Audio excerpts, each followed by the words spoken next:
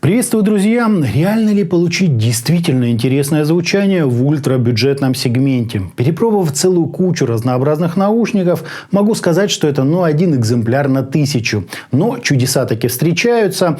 Сегодня я предлагаю рассмотреть именно такую модель в лице динамических внутриканальных наушников CCA RCA. Собственно, поехали!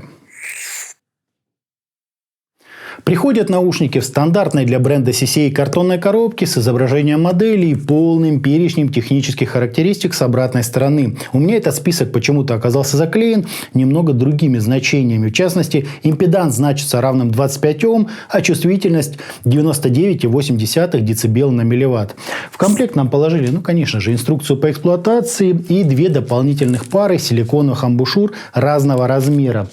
Кабель тут, как видите, новой ревизии с сопротивлением практически в целый Ом, что сложно отнести к достоинствам. Хотя выглядит он неплохо, почти не путается, имеет такой L-образный штекер на 3,5 мм и заушенный из плотной термоусадки. Соединение, как и всегда у CCA, осуществляется на вилочном QDC-коннекторе 0,75 мм. Сами чашечки выполнены из приятного глазу полупрозрачного пластика, сквозь который виден 10-миллиметровый динамический излучатель нового образца и 2 компенсационных отверстия над ним. Звуковод тут тоже пластиковый, с выступом для удержания амбушюр и вклеенной матерчатой сеточкой с торца. А вот внешнюю часть нам частично прикрыли металлической пластиной с наименованием компании. Выглядит это неплохо, но большего, друзья, и не требуется. Посадка тут тоже выше всяких похвал, удобно, да и звукоизоляция, как говорится, в норме. Собственно, вот так вот это все и выглядит.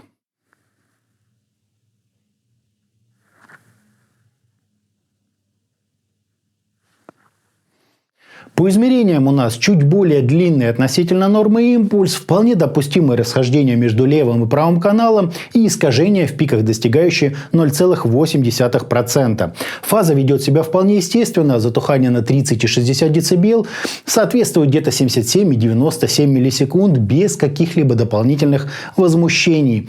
По АЧХ мы имеем подъем низких частот на 14 дБ с плавным заходом на середину, а затем идет двойное выделение областей 5 и 8 кГц. Первая с точки зрения психоакустики соответствует нашей ушной раковине, а вторая просто усиливает общую четкость звучания. И знаете, что я вам скажу? Это абсолютно верный график. Если сравнивать, например, с KZ EDX Pro или EDS, то там искусственно поднимают так называемую область разборчивости в промежутке от 2,5 до 3,5 кГц. Но именно за этот же пик отвечает и наш слуховой канал.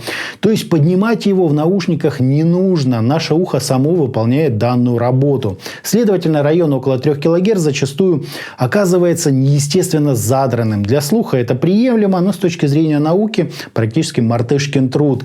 То есть в плане АЧХ в CCA сделали что-то совсем нетривиальное. Тут они реально молодцы. На график со страницы продавца можно даже вообще не смотреть. Там нарисована, на мой взгляд, полная чушь. Для оценки звучания я решил сравнить героя обзора с другими моделями из этой же ценовой категории от компаний KZ и CCA. Если кто не в курсе, то CCA является дочерним брендом Knowledge Zenith.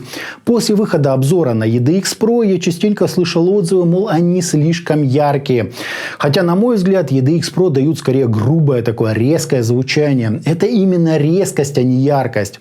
В KZ EDS данный нюанс учли, звук стал более комфортным и чуть теплым, при этом мы лишились подчеркнуто выдвинутого вперед вокала и кристальной четкости. Слушать стало намного приятней, но звук все равно недостаточно объемный и глубокий. Уровень низких частот на балансе тоже так немного прибрали.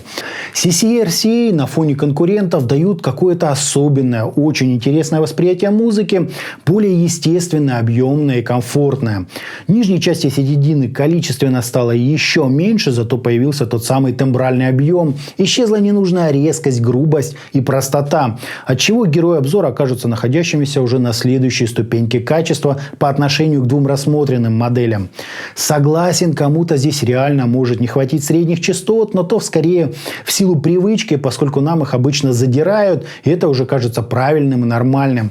Однако по факту это далеко не так. Секрет модели на самом деле крайне прост. Вместо области разборчивости нам подняли частоты чуть выше, что с точки зрения психоакустики акустики соответствует восприятию музыкальной информации с имитацией головы, ушей и шеи. А 3 кГц поднимает наш ушной канал. Все это в совокупности создает ощущение, словно слушаем какие-то недорогие мониторы. Но еще раз акцентирую ваше внимание, что низких частот тут ощущается меньше нормы, а вокал кажется физически задвинутым в аккомпанемент. Нет того привычного подсвечивания и выделения его из трека. Зато все сочно, объемно и очень мелодично. Если переключиться на CCA CSN, то баса будет как у EDX Pro, комфорт как у EDS, а объем как у CRA.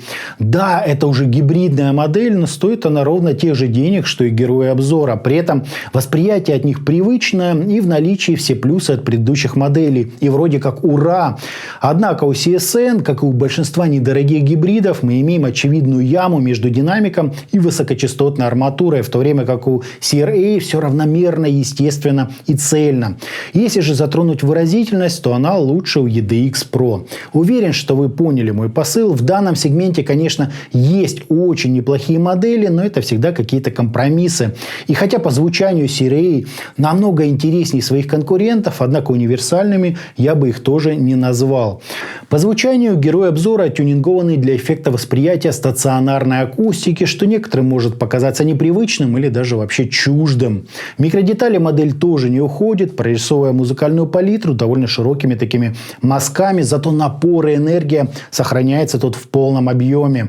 А у тембров имеется собственная масса, глубина и фактура. Хотя для оркестровой, сложной джазовой или любой академической музыки возможностей CRA все равно не хватает. Сцена прекрасно представлена в ширину и очень зачаточно в глубину. Да, тут уже не столь плоско, как это было в EDX Pro или в EDS, но и не объемно, как в моделях за условные $60. То есть круто, но не кардинально. Если же $14 это ваш психологический предел для наушников, то лучше перечисленных вы вряд ли что-то найдете.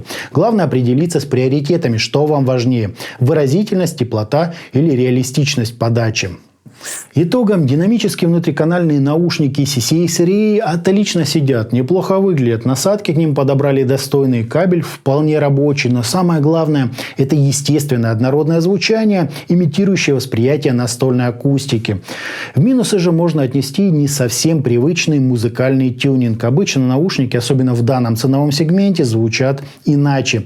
Низа тут на контрасте не то чтобы много, вокал не выдвигается из трека, да и вообще характер больше нацелен на мелодичность, чем на резкость и точность прорисовки.